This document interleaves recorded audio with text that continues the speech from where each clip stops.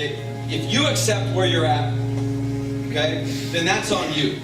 And if you don't get where you're shooting to go, then that's on you too. And if you want to look at some of the top people in our country, in the business world, in the academic world, in the athletic world, and you think that they have this unbelievable aptitude that, unfortunately, because of your family, right, we can always blame it on them, but unfortunately because of them that you don't have, you're wrong. You know, I had a chance to be involved and around on the periphery of the rise of Tiger Woods and when the decline. And I worked for a sports agency for 12 years, IMG, the biggest and best sports agency in the world, and we managed him. And I had a chance to watch a lot of these things, what makes people great, how they believe, how they think, and I've watched it change. And to see someone like Tiger Woods throwing a golf club and doubting himself, and it can happen. And no matter what anybody around him can say, it's what he believes that ultimately is going to drive him towards success. And it's the same for you, right? Probably one of my favorite quotes is, "A year from now, you may wish you started today." So no matter where you're at here, as good as you are, you can get better. You can get worse. And if you're sitting in this room and you're struggling, and I've been in this room before, and I've been struggling, okay? If you're sitting and you're feeling that way, you can change. And you can change things so they get better, and you can change things so they get worse. And the reality in the sports world is we're defined in the present. So if I win a Super Bowl and I play great, then there's no real truth to momentum. Okay? The only way I get back is if I do the same, if not more, of the things that allowed me to get it. Okay? And if I haven't, then am I willing to make a commitment to understand what those things are and get behind those habits? Because when we start to form habits, those habits form us, good or bad. So many of the things that happen to us are things that we predict and we don't even know we predict them. So obviously, Bill Buckner didn't want to have one of the most infamous sports plays happen to him. But 12 days before, he said, "Hey, I don't want to be the guy that lets the game-winning run score on a ground ball through my legs." Okay? Which is exactly what happened. So one of the things we work at Alabama, the places, we don't talk about the heat. We don't complain. We understand that if we're thinking something, we can have doubt, but as soon as we say it, we make it 10 times more powerful. And if you walk in our locker room, we have a huge affirmation about who we are, how we play in the fourth quarter, how we believe, the way we compete, the way we practice, the way we care about each other. Right? Some of these things that go core against your generation. Care about each other. Okay? Believe in ourselves. All those different types of things. Because it takes what it takes.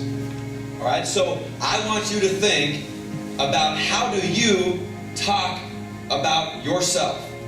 Because that will ultimately drive who you become. Doubt was a huge motivator for me.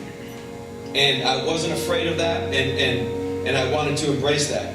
So I understood that reputation was important, and in the sports world, it's everything. Your reputation, who you are, your character. When I would sit in the draft room with the Miami Dolphins, and we would evaluate players, and we would evaluate athletes, so much of it came down to what that person's reputation is, what people think of them. So understand, you can change your reputation, but you own your reputation.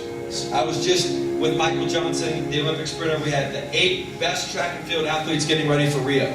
The number one thing he said, can't be afraid to identify your weaknesses. Don't be afraid. Whether it's lifting, whether it's sleeping, whether it's any of those specific areas, you can't be afraid to identify those. When I hire people, and I've worked in big companies and do things, when I do psychological evaluations, the number one thing, I want people who achieve. People that will show up early, and people that will stay late, people they don't have to be organized. I'm not going to win an organization award. Okay, they don't have to, there's other things that they can be weak at, but achieving that success is important to them. I want you to think about right now where you're at and understand that no matter where that is, you don't have to accept it the way it comes to you. You can change it so it comes to you the way you want it to come to you. And that's on you. And that's a great opportunity. And I close with this story, and it relates to a working story, but it's important. And it's about vision, and it's about passion. There was a guy that ran the Union Pacific Railroad for many years. And he comes down, he's working on the railroad with another 180 guys, laying track from the East Coast to the West Coast. And one day, Pete gets called up to go have lunch with the president of the railroad.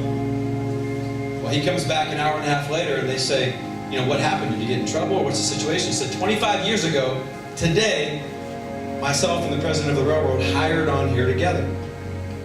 And they said, hey, Pete, with all due respect, bro, he's had a little bit more forward mobility than you. You're still on the track, laying track from the East Coast to the West Coast, and he's the president of the railroad.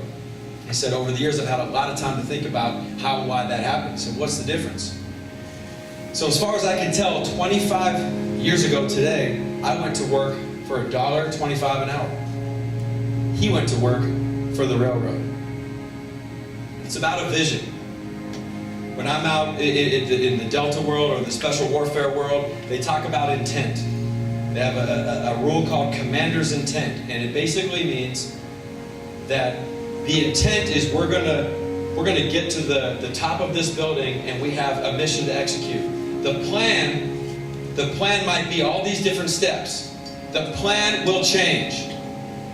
Your plan in life, it will change. My plan in life changed.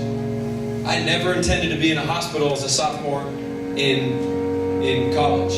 And you're no sicker the day after diagnosis than you are the day before, but it feels different, I can promise you. That could have been the most challenging time of my life, and yet it was really the beginning of it. So understand this, that if your intent is to succeed, if your intent is to be a great student, if your intent is to build healthy relationships, then you want to put that plan together.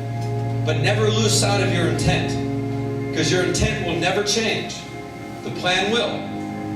Don't plan for the change, but just understand the ability to adapt and never lose sight of that intent.